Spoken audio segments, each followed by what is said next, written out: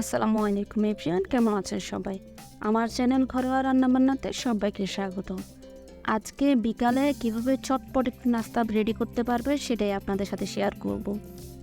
এই ব্রেড রোলটি খুবই অল্প উপকরণে আপনার বাসায় খুবই সুন্দর করে চোখ ধাঁধানো একটি নাস্তা রেডি করতে পারবেন।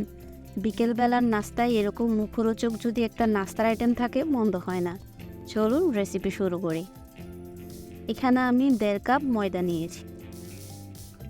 তারপর দিয়ে দিচ্ছি স্বাদমতো লবণ আর দিয়ে দিব 1 টেবিল চামচ চিনি।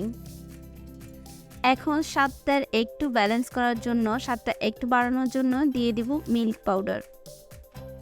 তারপর দিয়ে দিচ্ছি 1 চা চামচ ইস্ট।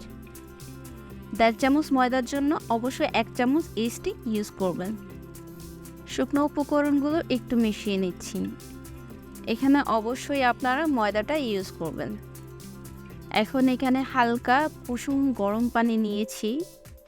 এটা একদমই হালকা হবে, যাতে হাতে আঙ্গুল দিয়ে টেস্ট করলে আপনাদের হাতে সেটা সয়, এমন একটা টাইপ আর কি। তারপর আমরা ডোটাকে একটু ময়ান করে নিচ্ছি।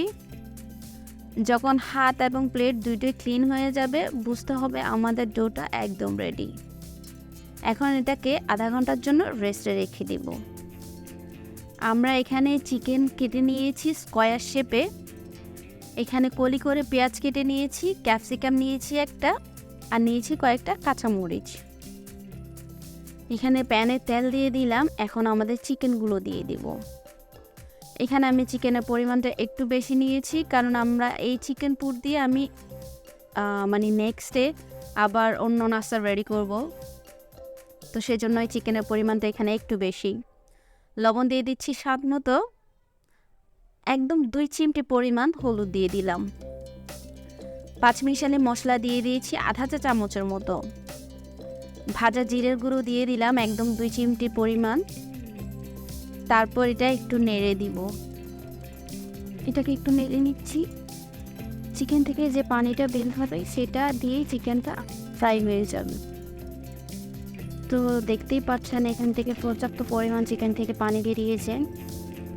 এখন আমরা পানিটাকে একটু শুকিয়ে নেব। তো এই কাজটা একদমই ঝামেলার কিছুই নাই, জাস্ট চিকেনটা রেডি করব, নাস্তাটা রেডি করব। তো যখন পানিটা একদম শুকিয়ে এসেছে তখন সেখানে আমরা ক্যাপসিকাম, পেঁয়াজটা আর কাঁচামরিচটা অ্যাড করে দিব। কাঁচামরিচটা অবশ্যই আপনাদের স্বাদ মতো ইউজ করবেন। এখানে দিয়ে দিয়েছি 1 টেবিল চামচ আদা রসুন বাটা। আদা রসুন বাটাটা আমার ফার্স্টে দেওয়ার দরকার ছিল, আমার মনে ছিল না, তাই আমি লাস্টেই দিয়েছি। আপনারা প্রথমে আদা রসুন বাটাটা মাংসের সাথে দিয়ে দিবেন। তো এখন একটু নেড়ে নিচ্ছি। আর আমরা আমাদের পেঁয়াজটাকে খুব বেশি কুক করব না, হালকা কুকি করব।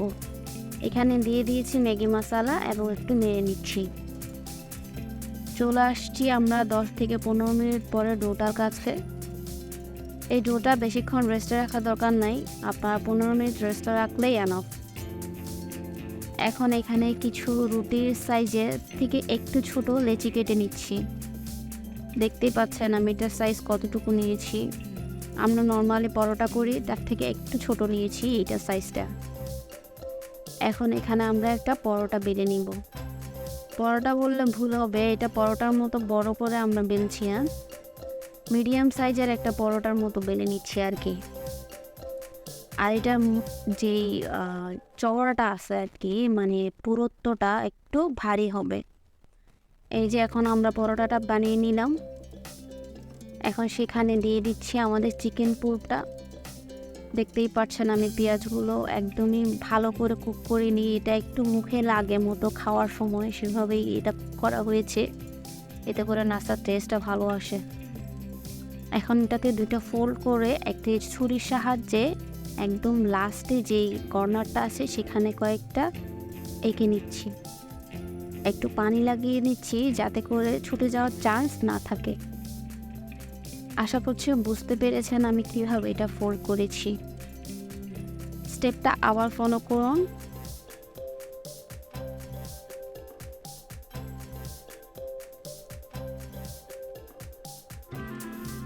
হ্যাঁ, এই যে আমরা ফোল্ড করার পরেই কিন্তু চাকু দিয়ে কাজটা করে নিচ্ছি। মাশাআল্লাহ, দেখুন আমার নাস্তাগুলো। আশা করি এটার লুকটা আপনাদের ভালো লেগেছে। যেহেতু নাস্তাটা ফ্যানের নিচে বানানো হয়েছিল, তাই এটা একটু ড্রাই হয়ে গেছে, সেজন্য আমি একটু অয়েল ব্রাশ করে নিচ্ছি। এখন এখানে একটু ডিমের কুসুম ফাটিয়ে নিয়েছি এবং ডিমের কুসুমটা নাস্তাটার উপর একটু ব্রাশ করে নিচ্ছি। এটা টোটালি অপশনাল। নাস্তাটার কালারটা সুন্দর আসার জন্যই আমি এটা করেছি। উপরে দিয়ে দিয়েছিলাম সাদা তিল ছিটিয়ে, জাস্ট ডেকোরেশনের জন্য। এখন নাস্তাটাকে একটু ভিজিয়ে নিচ্ছি। অবশ্যই চুলার আঁচটা ছোট করে নাস্তাটা ভাজবেন, যেহেতু এটা ব্রেড রোল, সো এটা একদমই ক্রিস্পি হবে না। এটা উপরটা হালকা ক্রিস্পি হলে ভিতরটা হবে একদমই সফট। তো ব্রেডটা আসলে যে টেক্সচারে থাকে, এই নাস্তাটাও সেই টেক্সচারেই থাকবে, বাট এটা উপরেরটা একটু ক্রিস্পি হবে। আর কালারটা তো আপনারা দেখতেই পাচ্ছেন, মাশাআল্লাহ। তো নাস্তাটা এত ইয়ামি হয়েছে কি বলবো, মাশাআল্লাহ। যদি আপনারা বাসায় ট্রাই করেন, অবশ্যই আপনাদের ভালো লাগবে। ভিডিওটি ভালো লাগে সাবস্ক্রাইব করে দিবেন, পাশে থাকবেন। আসসালামু